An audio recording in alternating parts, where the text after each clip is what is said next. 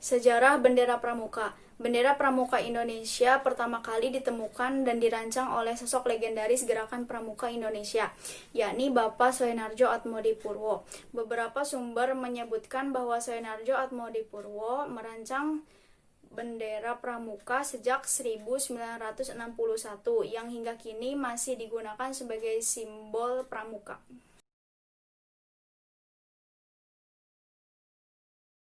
Bendera Pramuka terdiri dari dua warna, yakni warna merah dan putih, sama halnya seperti bendera NKRI.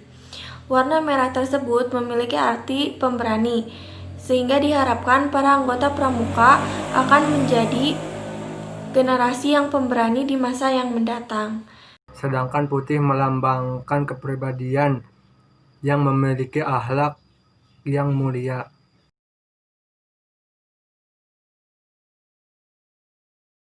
Siluet tunas kelapa. Selain warna latar belakang, bendera pramuka juga identik dengan lambang siluet tunas kelapa. Lalu, kenapa tunas kelapa? Apa filosofi dari lambang tersebut? Berikut rinciannya. Yang pertama, tunas kelapa melambangkan cikal bakal yang berhubungan dengan harapan bahwa anggota pramuka akan menjadi generasi yang lebih baik.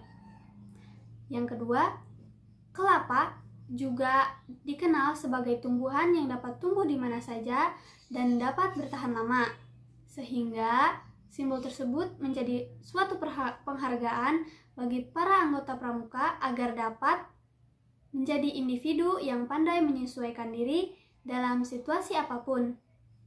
Yang ketiga, jiwa kepemimpinan yang tinggi juga dilambangkan dari pohon kelapa yang dapat tumbuh hingga sangat tinggi dan kokoh walaupun tertempa angin kencang.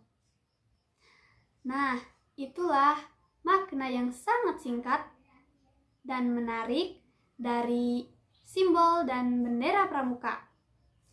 Sebagai identitas gerakan pramuka di Indonesia, bendera pramuka juga sering dikibarkan di berbagai acara upacara agar dapat menunjukkan simbol kegigihan dan sebagai penyemangat para anggota pramuka di Indonesia.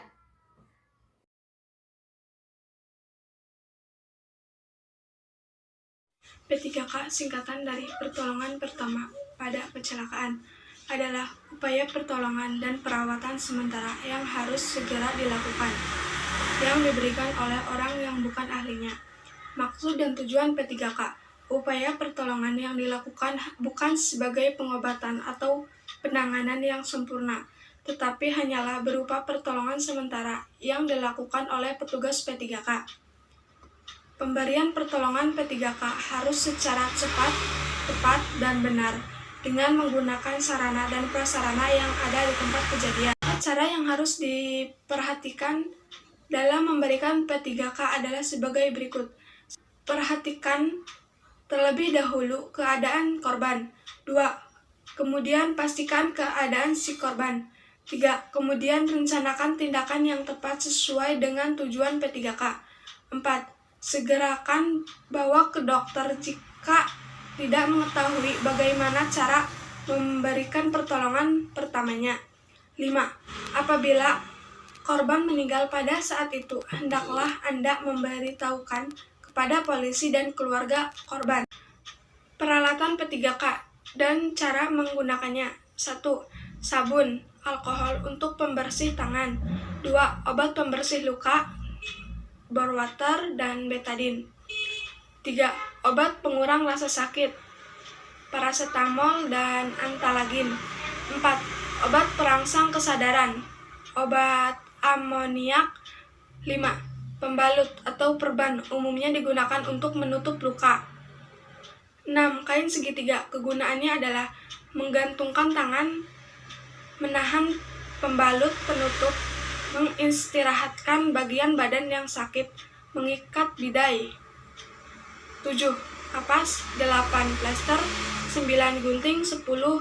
Pinset, 11. Bidai yang digunakan untuk menolong orang yang menderita patah tulang. 12. Tandu digunakan untuk membawa korban ke tempat yang lebih aman.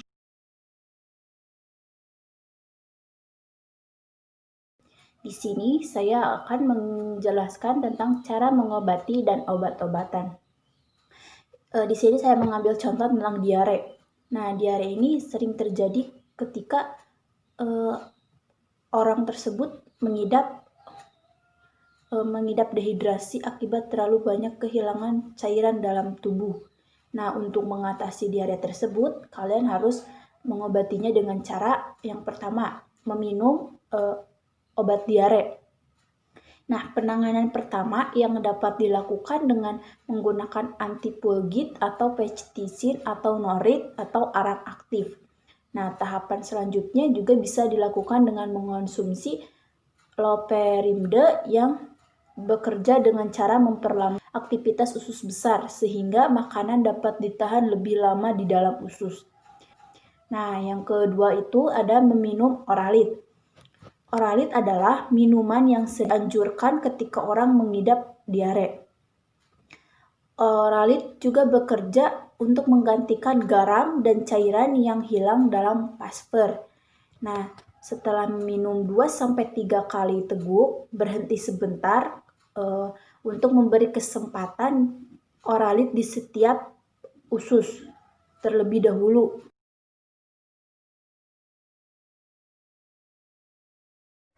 Pengertian Kim dalam Pramuka. Kim yaitu suatu jenis permainan yang ditemukan oleh Baden-Powell yang diambil dari sebuah ceritanya dari buku Scouting for Boys tentang seorang anak pria cerdas berjulukan Kimball O'Hara, anak-anak seorang sersan dari resimen Irlandia yang ditugaskan di India. Orang rentak Kim meninggal ketika Kim masih sangat kecil. Kemudian, Kim tinggal bersama salah seorang bibinya. Bentuk permainan Kim. 1. Kim melihat beberapa benda sesaat, lalu mencoba mengingatnya kembali. Membeda-bedakan warna, mengingat beberapa macam benda atau barang yang hampir sama, dan sebagainya. 2. Kim cium, mencium bumbu-bumbu, wewangian, bunga-bunga, buah-buahan, obat-obatan, dan sebagainya.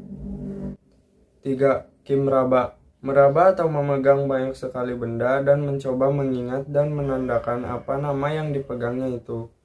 Benda-benda tersebut sanggup dimasukkan ke dalam kantung tertutup atau mata kita yang ditutup dengan kain. 4. Kim rasa. Hampir sama dengan Kim cium, istimewa untuk pengecap yang lebih berperan mencicipi manis, asam, pahit dari banyak sekali buah-buahan atau bumbu-bumbu. 5. Kim dengar.